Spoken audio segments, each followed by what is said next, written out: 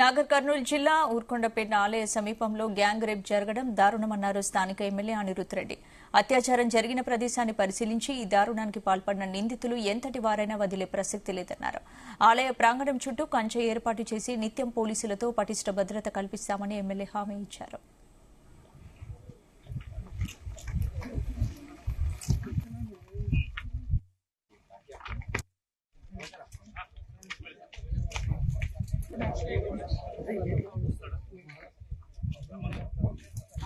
ఊర్కొండ మండల్ ఊర్కొండపేట ఆంజనేయ స్వామి ఆలయం దగ్గర మొన్న శనివారం రాత్రి నాడు దుర్ఘటన జరిగింది. చాలా బాధాకరం.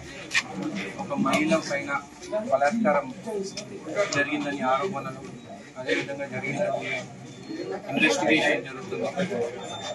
ఇక్కడ ఈఓ గారు, మన టెంపుల్ చైర్మన్ ఇక్కడ నా పక్కన ఉన్నారు.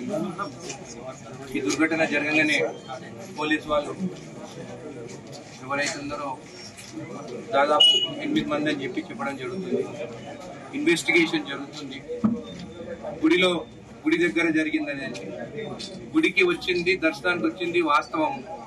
కానీ ఆ రాత్రి ఆ మహిళ వాళ్ళ చుట్టాలతోని ఆ ప్రాంతానికి వెళ్ళడం జరిగింది. అది చూసి ఊర్కొండపేటలో ఉన్న గ్రామస్తులు 7 మంది, కొంతమంది 8 మంది అంటున్నారు. ఇన్వెస్టిగేషన్ జరుగుతుంది. వాళ్ళ మహిళని పట్టుకొని వాళ్ళ చుట్టం ఉన్న మనిషిని చేతులు కట్టేసి బలాత్కారం జరిగింది. అది నిజము.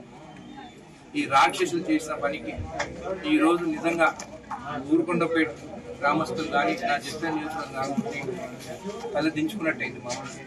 నిజంగా బాధాకరం. ఖచ్చితంగా ఆ రాక్షసులని వదిలే ప్రసక్తి లేదు. ఎవరైనా ఉండండి. కొంతమంది వచ్చి చెప్పినారు. దాంట్లో 6 మంది బీఆర్ఎస్ వాళ్ళు ఉన్నారు, 2 బీజేపీ వాళ్ళు ఉన్నారు.